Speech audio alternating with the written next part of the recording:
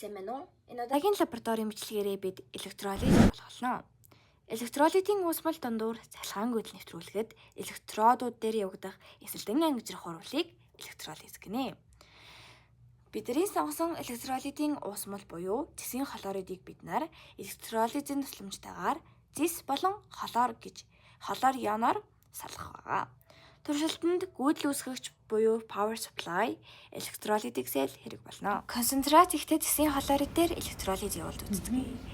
Хаана ямар газ ялгарч байгааг мэдхийн тулд улаан литмусийн тест ашиглана. Ингээд бид нарт анод дээр хлор, катод дээр зис ялгарна. Хагас урлагийн тэгштэл нь харагдаж байна.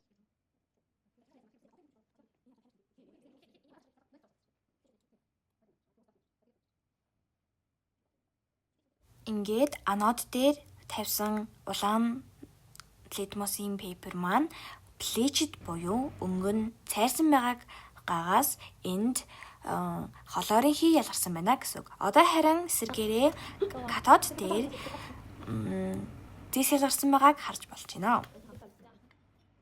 Одоо өмнөх уусмлаас илүү шингэрүүлсэн цэсийн хлорид ашиглан электролиз юу. Цахилгаангүйдлийг холбохдоо улаан утсыг нь нэмэх цэнэгтэй электрод, хар утсыг нь хасах цэнэгтэй электродтой холбохоо битгий мартаарай.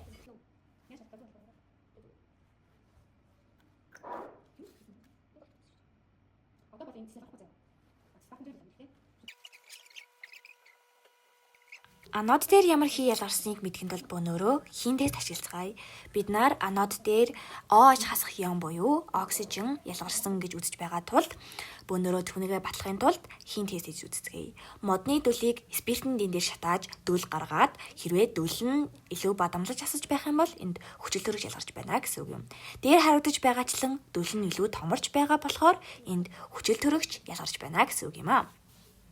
Катод дээр копор, анод дээр OH хасах ион ялгарсан байна.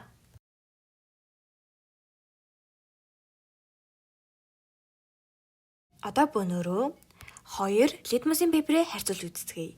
Шингэрүүлсэн литмусийн пейперийн bleached болоогүй болохоор хлор ялгараагүй гэдгийг баталж байна. Ингээд дүгнэж хэлэхэд шингэрүүлсэн цэсийн хлорид дээр copper, oxygen, харин concentrated copper хлорид дээр зис болон хлорын газ ялгарсан байна.